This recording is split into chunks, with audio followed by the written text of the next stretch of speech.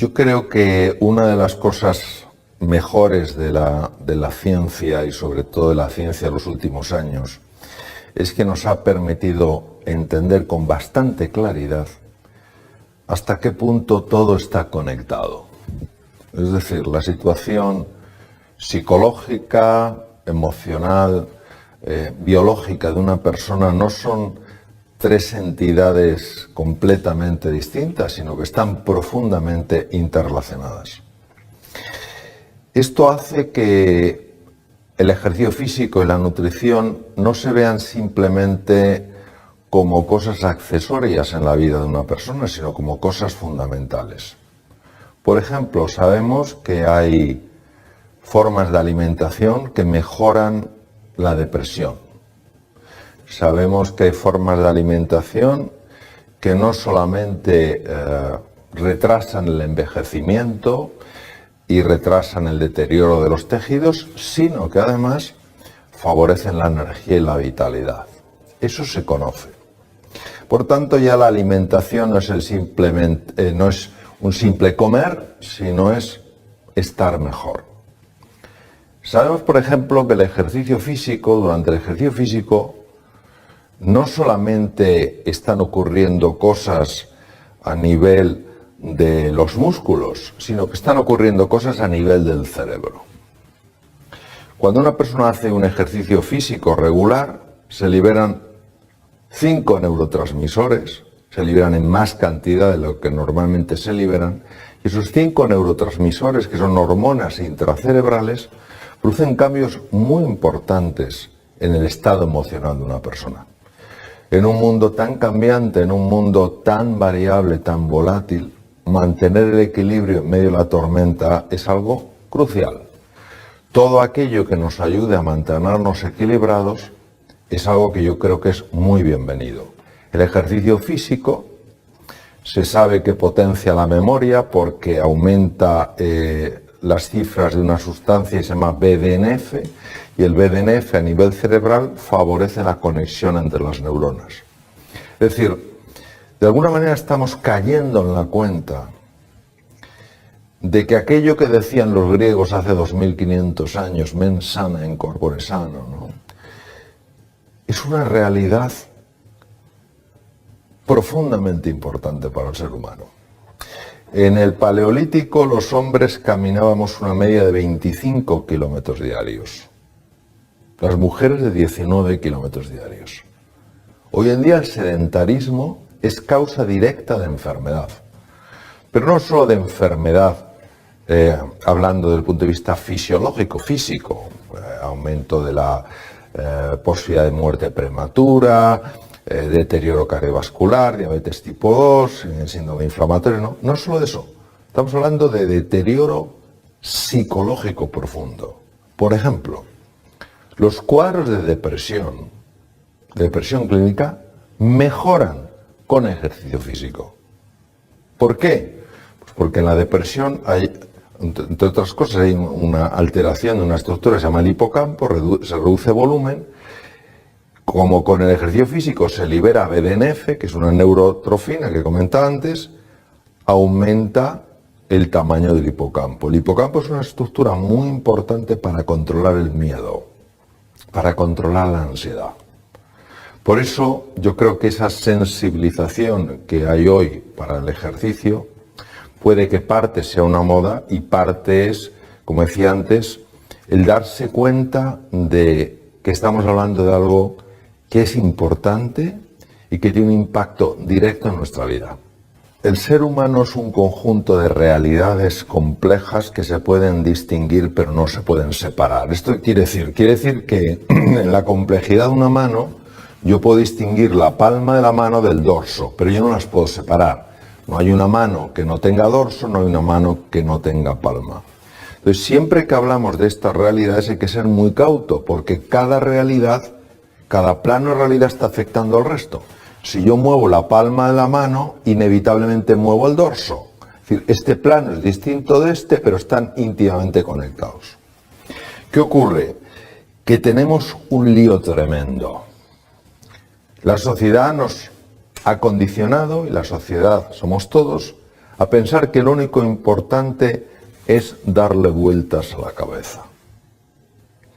Es a tener ciertas ideas fijas sobre cómo son las cosas. Y eso va en contra de nuestra realidad como seres humanos.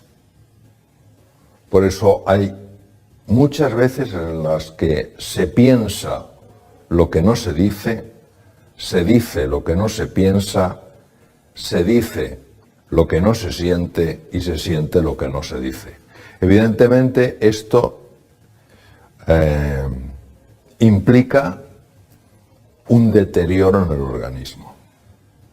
No solo a nivel biológico, por el poder que tienen los pensamientos en la interacción con la fisiología con el cuerpo, sino a nivel de la propia interacción entre seres humanos. ¿Por qué? Porque cuando una persona se sienta frente a otra, si no está teniendo en cuenta el mundo emocional de esa otra persona, lo va a ignorar. Pero que lo ignore no quiere decir que no exista. Que yo ignore que esa comida tiene cianuro, no quiere decir que el cianuro no esté en la comida. Entonces, esta ilusión óptica en la que vivimos hace que paguemos un precio enorme. ¿Los planos interactúan? Sí, pero hay una gran disonancia entre muchos de ellos. Cuando yo hablo de reinventarse en relación al ser humano, hablo de aflorar la verdadera realidad del ser. No quién te crees que eres, no cómo te has definido toda la vida, no cómo te ha definido la sociedad, sino en base a quién eres en realidad.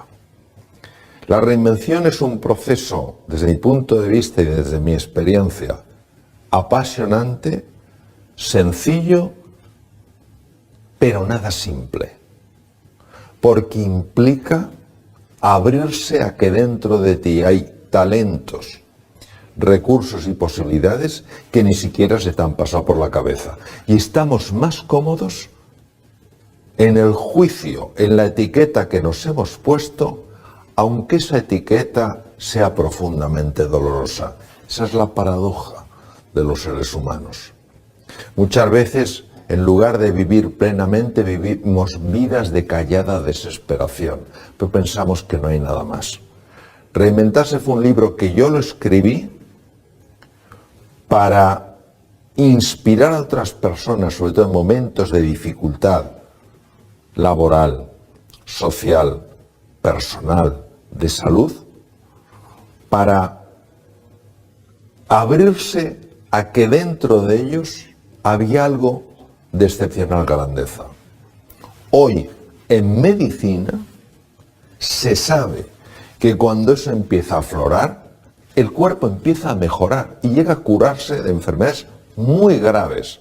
Y esto no es algo esotérico. Muchas de estas cosas yo lo aprendí en centros médicos en Estados Unidos. Es decir, no es algo esotérico, tal cual. No, es una realidad. Pero preferimos seguirnos definiendo como siempre nos hemos definido. Preferimos no atrevernos a salir de nuestra zona de confort. Preferimos el mal conocido que el posible bien por conocer. Entonces lo que pasa, que lo dicen, no, yo es que soy una persona mediocre. Tú no naciste para ser mediocre. Tú naciste para la grandeza. La grandeza no es el éxito, el ganar una fortuna, el que la gente te señale, este es muy importante. La grandeza es vivir de acuerdo a quién eres. Y no hay un solo ser humano que en su interior no tenga grandeza. La mayor parte de los seres humanos, intuyo, sospecho, que se mueren con la música dentro. Nunca la han oído sonar. Yo diría que hay dos cosas que son fundamentales. No digo que sean las únicas, sí son fundamentales. Es decir, el edificio se sostiene con esos dos pilares. Ahora, si quieres sostenerlo más, necesitas otros pilares. El primer pilar es dejar de juzgar. Nosotros cuando juzgamos, tanto a los demás como a nosotros mismos, vemos con absoluta claridad que lo que nosotros estamos pensando y diciendo de esa persona es Es que es así. Y no nos damos cuenta que nuestros juicios son la pura expresión de condicionamientos previos y de experiencias pasadas. Entonces, primero dejar de juzgar y empezar a observar con verdadera curiosidad. En lugar de decir, este es un impertinente. Cambiar el chip. Yo sé que es muy difícil porque nuestra reacción es inmediata por condicionamientos previos. Es decir, ¿qué le habrá llevado a decirme esto? Entonces, cuando tú cambias el chip y tomas una mirada curiosa en lugar de una mirada enjuiciadora, ves lo que normalmente no verías. Nuestro problema es la capacidad o la velocidad de la reacción ante cosas que interpretamos como provocaciones o ofensas. Estamos hablando en el sentido común de la palabra, ¿no? El segundo elemento que creo que es muy importante es aprender a valorar lo que estamos haciendo en el momento en el que lo estamos haciendo y no estar valorando sobre todo a dónde nos va a llevar eso que estamos haciendo. Cuando tú ves una persona que realmente está en el momento, disfrutando del momento, disfrutando de lo que está haciendo, es que es una expresión de alegría, de ilusión y de entusiasmo, que inevitablemente le lleva a un resultado mejor, pero no está pensando en el resultado, está disfrutando del momento. Por cómo está construida lo que se llama la mente dualista humana, estamos siempre en el pasado o en el futuro. Entonces, es que si hubiera hecho ayer lo que tenía que hacer hoy no tendría el problema. O podré en el futuro resolver lo que tengo. Y dejamos de estar aquí. Entonces, en el momento en que la atención la fragmentamos, la dispersamos, perdemos toda la capacidad de descubrir cómo mejorar eso en lo que estamos. Nosotros hablamos mucho de la importancia del talento, pero creo que nos equivocamos cuando nos preguntamos dónde está el talento. Y tendemos a pensar que el talento está en la cabeza de una persona. Esa persona es muy talentosa, genera grandes ideas. Desde mi punto de vista, el verdadero talento de una persona está en su corazón. ¿A qué me refiero? No me refiero a nada azucarado. Me refiero a que si tú a un niño en una escuela, a un niño que aparentemente no tiene talento, consigues entusiasmarle en algo, consigues transmitirle, yo creo en ti, tú tienes posibilidades para florecer en la vida. Lo que digo es que cuando el corazón se enciende, la cabeza sigue el ritmo. Yo creo que todo ser humano necesita fundamentalmente dos cosas: que se le entienda y que se le quiera. Punto. Cuando una persona se siente entendida, no digo no solo que note que se le está escuchando, sino que se sienta entendida, es una persona que nota una liberación interior tremenda. Esta persona me comprende. Aunque luego hagas, sí, te comprendo porque hace una cosa diferente, pero ya se sintió comprendida. Es más, este se considera hoy en día que es el elemento, por ejemplo, en psicoterapia más importante, que la persona se sienta realmente comprendida. Entonces, yo creo que este punto y el querer a los demás, tratarles con afecto, marca una diferencia enorme. Claro, en este mundo donde cuando hablamos del amor parece que es algo de rosita y blandito y tipo merengue, no entendemos la fuerza transformadora del amor. La fuerza transformadora del amor es sencillamente la capacidad de ver en el otro ser humano no alguien que piensa distinto que tú, que es de un partido político diferente del tuyo, que tiene una cultura distinta, sino ves que él también o ella también están enfrentándose a preocupaciones en su vida, que tienen angustias, que quieren ser felices, que no saben cómo salir del atolladero. Cuando tú ves la humanidad en otro ser humano, la misma que tienes tú, les tratas de una manera diferente, porque ya no son una etiqueta. No, es que este es de tal, es que este es de izquierdas, es que este es de derechas, es que este es de centro, es que este es de ese país, es que este de otro. No, esas barreras se diluyen y ves la humanidad. Cuando una persona se siente mirado como ser humano, nota cosas diferentes a como se siente uno mirado cuando se le mira en su etiqueta. Claro, esto lo que pide es una revolución interior, porque no es fácil, no es cómodo. Y tenemos la sensación de que lo que nos da fuerza es etiquetar. No, etiquetar lo que nos hace es débiles.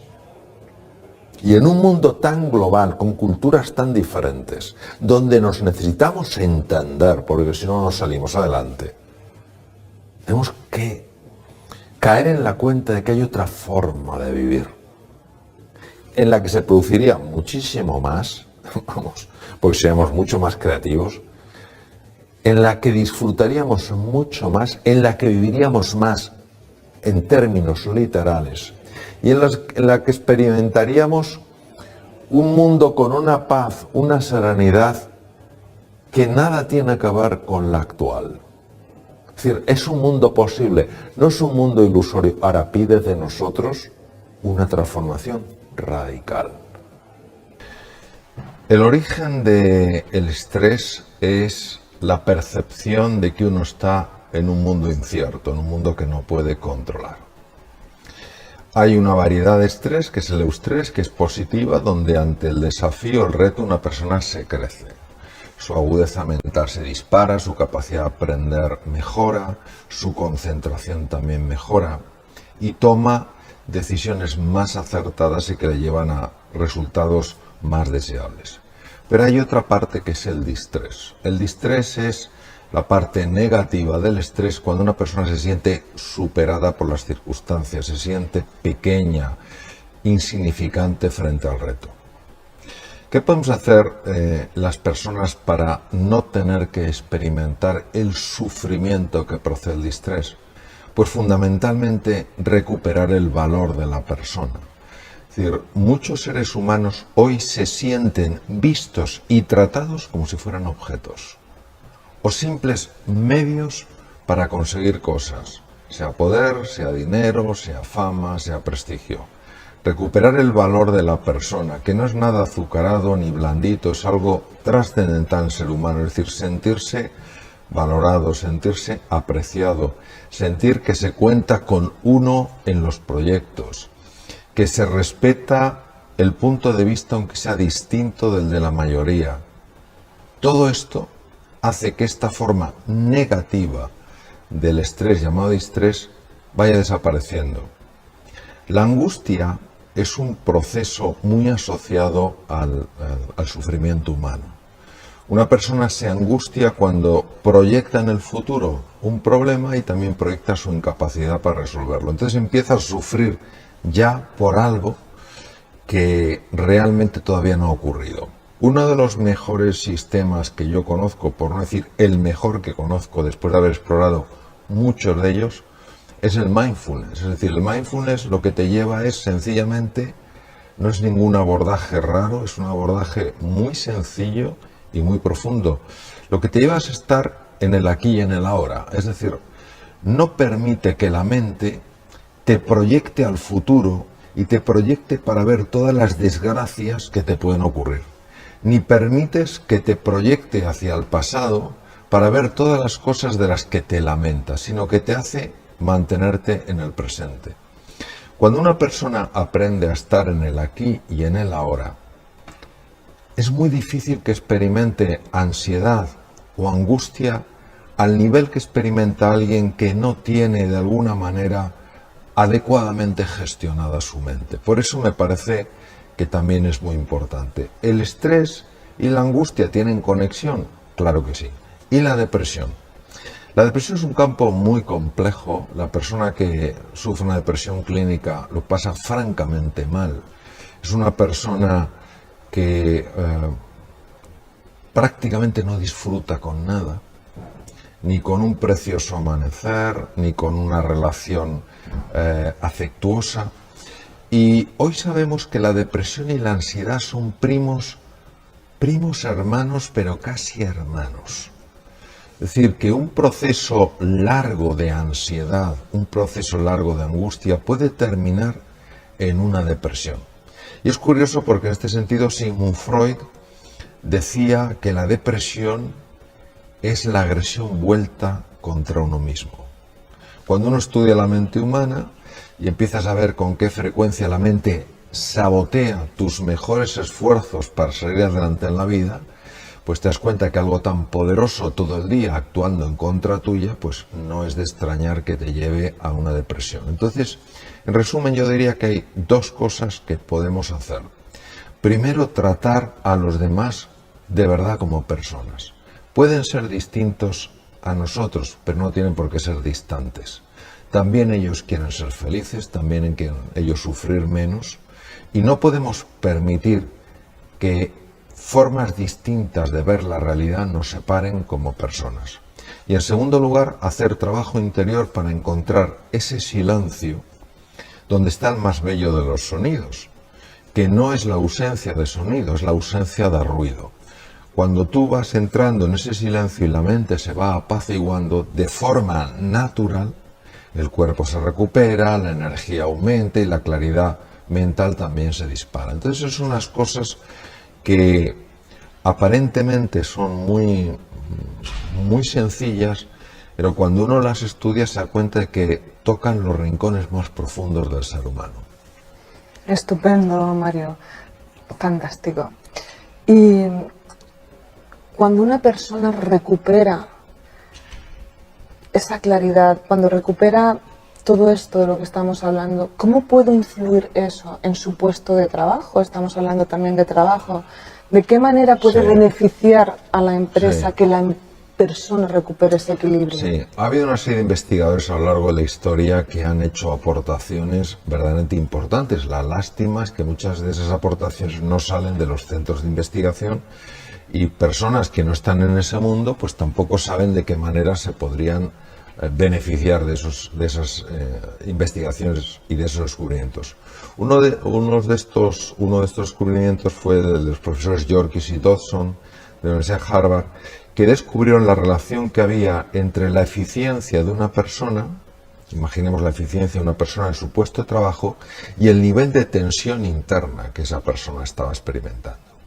Y se dieron cuenta que que todos necesitamos un nivel de tensión para ser eficientes, necesitamos trabajar un poquito contrarreloj algunas veces, pero cuando esa tensión interior supera un nivel, todo lo que es la eficiencia cae radicalmente. Es decir, la capacidad de esa persona para negociar bien, para tomar buenas decisiones, para aprender cosas nuevas, para buscar nuevos caminos, se reduce significativamente. En la época de Yorkis y Dodson se desconocía por qué pasaba esto. Es decir, se sabía, ellos habían estudiado y habían visto efectivamente que una persona con una gran tensión interior, porque tiene un gran nivel de distrés, porque tiene un gran nivel de angustia, un gran nivel de ansiedad, su performance laboral, personal, era mucho menor. Hoy con las técnicas modernas de neuroimagen y que se pueden inducir estados de ansiedad y angustia en voluntarios, se sabe lo que pasa en el cerebro. Y lo que pasa en el cerebro es que cuando una persona está sometida a mucha presión interior, partes enteras de su cerebro empiezan a alterarse. Partes que son muy importantes a la hora de tomar buenas decisiones, a la hora de pensar con claridad, a la hora de mirar las cosas de una forma sosegada, de una forma serena. Y claro, por eso se comprende que una persona emocionalmente bloqueada es una persona psicológicamente anulada. Por eso tiene tanta importancia buscar espacios de silencio, espacios de recogimiento y sentir la cercanía de otras personas. Personas que sabes que si te caes y cometes un error, no te van a señalar con el dedo, sino que te van a ofrecer una mano para levantarte.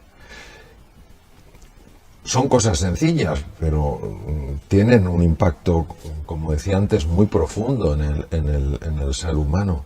Y por eso las personas felices, las personas que se sienten rodeadas de otros seres humanos que se interesan por su bienestar, que forman parte de proyectos que son inspiradores, son personas que esto, vamos, no tenía la ciencia que haberlo demostrado. Intuitivamente es algo que uno ve con absoluta claridad. Son personas mucho más creativas, mucho más proactivas, dan muchas mejores iniciativas.